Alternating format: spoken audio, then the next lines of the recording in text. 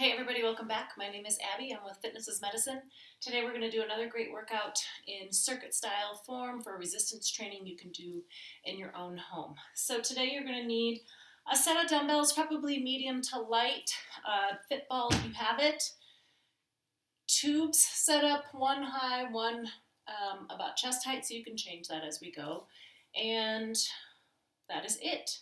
So the one that's about chest height should be a lighter tube, and then the one that's higher, maybe a medium size, medium strength tube. So we're going to start with bridges on the ball, doing a chest fly today. So we're going to walk out so that your head and shoulders are resting comfortably on the ball. Bring those weights straight overhead, and then we're going to bring them out to the side, straight back up. Keep those hips nice and high. 3. If you've grabbed too heavy a weight, change it now. Don't try to push through. 5. Also, with this chest fly, if it's hurting your shoulders at all, you can bend your elbows out at the farthest part of the range of motion. This is working your pecs and your shoulders. Also your glutes, because you're having to hold that position on the ball. 9 and 10. Good. Walk yourself back up. Make sure that you are feeling okay, not getting too lightheaded or anything before you go and stand up. All right, I'm going to rack my weights. And we're going to do some reverse lunges today. So I'm going to get my ball out of the way for now.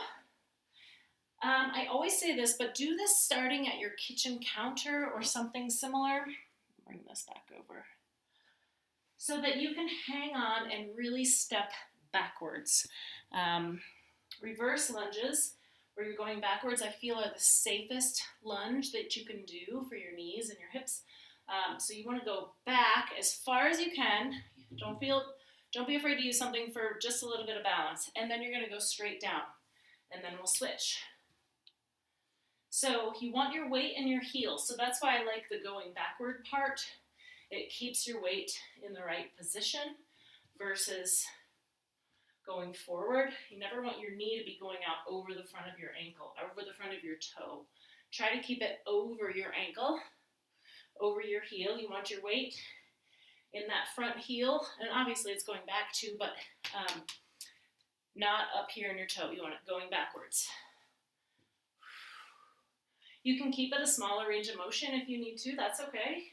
Still working the same muscles. Think about squeezing that glute on the stand-up side. Breathe. You can hang on to a weight for this. Just use one weight so that you can use your other hand for balance and sitting back. Like I said, if you're at your kitchen counter and you're right here, the only place you can go is back. It keeps you in a really good form. But you can hang on with one hand. Do 5 with the weight in one hand and then switch, or you can do the whole set and then the next time through switch hands. I've lost track. Let's do one more on each. And rest. All right, good. Next, we're going to head back over to where I have my tubes. We're going to do some triceps extension. So I've got my tube set up here in the higher position. In order to isolate your triceps, you need to have your elbow straight down from your shoulder, and then you're only going to move your elbow straight up and down, and that is the motion. That is all that moves. So don't let your elbow come forward. Don't let your shoulder move, just your elbow. Okay, take that weight, stagger your feet just a little bit. 1. Now, nice and slowly, both directions. Get all the way down beside your hips. Get that full range of motion. 5, shoulders down away from your ears. 6, 7, 8, tummy nice and tight. And 10. Good. All right. Triceps extension. Next, we're going to do a Pallof step out. So the Pallof, there's a variety of Pallof exercises, but I'm going to use a tube on this one. And I want you to put the weight straight, or so you can see me this way. You want the band, your arms straight out in front of you. Now I have so here's where there's no tension, and here's where there's just a little bit of tension. What I'm gonna have you do is hold that straight out in front of you with your arms straight, shoulders down. Take tiny little steps. 1, 2, 3. Don't let your arms go towards that wall. 1, 2, 3. Now these are working your obliques. So keep your tummy nice and tight. 1, 2, 3. 1, 2, 3. Good. One more time. Tiny little steps. It's even harder going back. Keep that band right in front of your chest. Okay, now we're going to turn around and do the other side. So notice that I keep the band straight in front of me. 1, 2, 3. Don't let your arms go to the side. 1, 2, 3. Keep that tummy tight. One more time. 1, 2, 3. Good. You can add more if you don't feel like you're getting enough from that.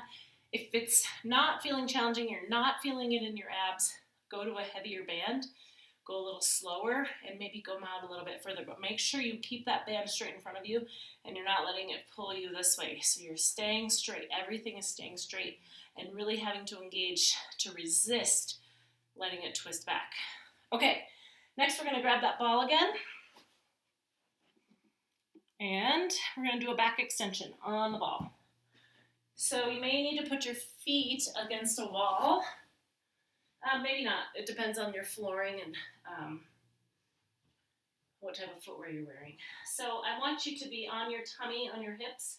We're going to round over the ball and come up to neutral. So you're just kind of lifting your chest up off the ball, doing a back extension. But I don't want you going way back into a hyper extension.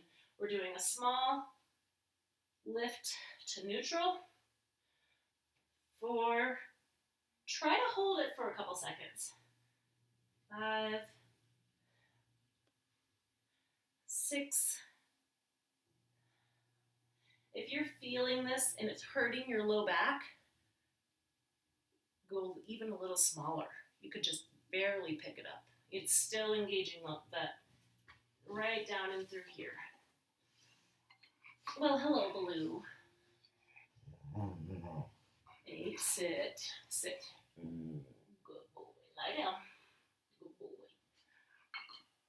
No, stay. Sit. Lie down. Good boy. That's a good boy. And one more. Okay, good. Now we're going to stay down. See how he'll tolerate this. We're going to do a plank. So oftentimes I have you guys do the plank on your knee or on your elbows. I'm going to have you do it on your hands today if you can. If you prefer your elbows and you have wrist pain, do it on your elbows. Okay, so we're going to go for 30 seconds. 3, 2, 1, go. You want those hands directly beneath your shoulders. Keep your head in a neutral position, so don't be looking down like this or looking up. You want to keep it in a good neutral position. Keep those hips flat. Breathing. Looking at my watch here.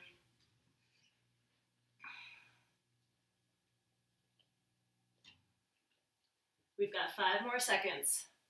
3, 2, 1. Good. Now, if you need to, you can do that on your knees. It's the same position. It's just a shorter lever. Or if you're up in here and you need to rest and kind of put one knee down at a time, that's okay. And the same thing if you're doing it on your elbows. You can put one knee down and rest. Or another good way to try this is using a chair. If you've never tried a plank before and you're a little nervous about it, put your chair up against a wall. Put your hands on the chair and step your feet back.